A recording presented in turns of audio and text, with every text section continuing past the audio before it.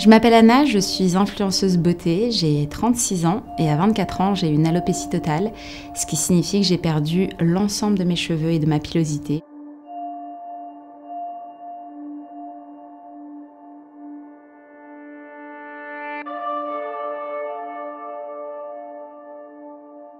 À 24 ans, j'étais clairement pas ce que vous voyez là aujourd'hui. J'étais une fille avec de très longs cheveux, brune, bien dans sa peau. J'avais un amoureux, un travail, une famille aimante, des amis. J'avais finalement coché toutes les cases que l'on peut cocher à cet âge. À ce moment-là, je suis démonstratrice de beauté dans un grand magasin pour une marque. Un beau jour, en fait, j'ai la sensation que je me gratte beaucoup en fait sur la nuque et ça me démange énormément. Et en fait, quand je me gratte, je me rends compte que je ne gratte pas des cheveux.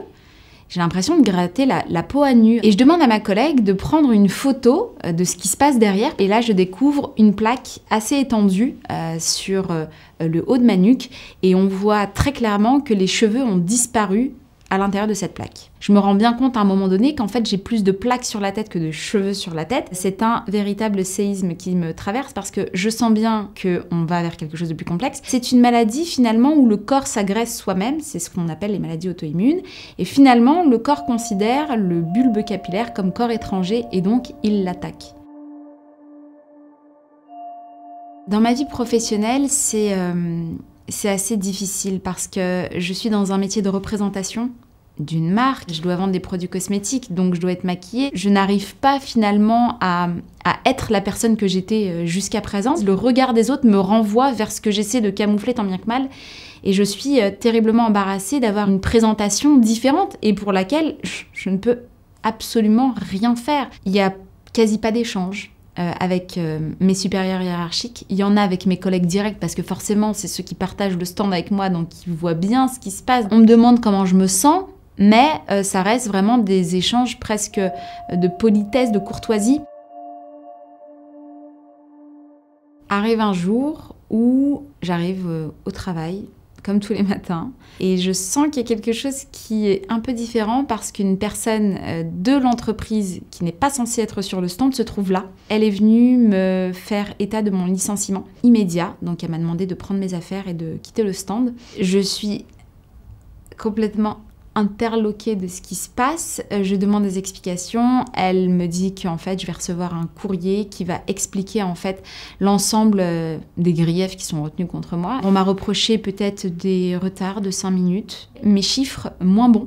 Il semblerait que j'avais été moins performante sur les derniers temps. Je pense que tout ça n'était simplement qu'un masque pour camoufler la véritable raison de mon licenciement, c'est-à-dire mon apparence physique. Quand j'ai fait le bilan de ce qui se passait dans ma vie, c'est-à-dire plus de boulot, plus de cheveux, plus forcément d'amis parce que je me suis coupée en fait de mon cercle amical parce que je me sentais très mal à l'aise avec le regard des autres. Je me suis rendu compte qu'au final, j'avais pas forcément de choses à perdre dans ma vie en l'état actuel et je décide de partir en fait à l'étranger pour essayer de retrouver un équilibre de vie, pour juste essayer de me dire ok, il vient de se passer quoi dans ta vie?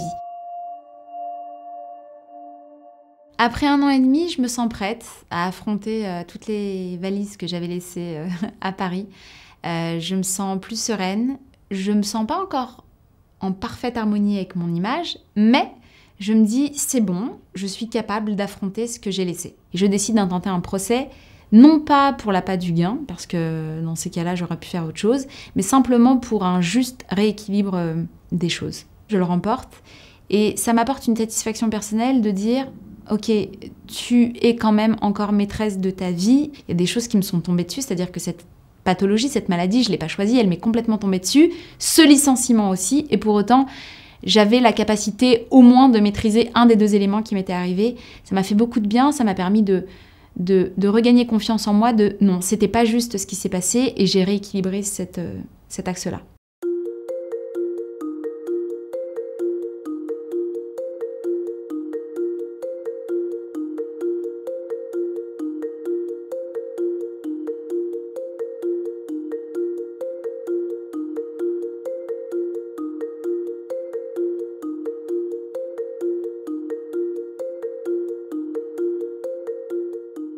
Je crois que j'arrive à un stade ou à un âge où j'ai vraiment envie de m'épanouir réellement telle que je suis, sans artifice, sans perruque, sans cils, sans sourcils. Ce qui me plaît dans cette expérience, c'est le message qui se cache derrière.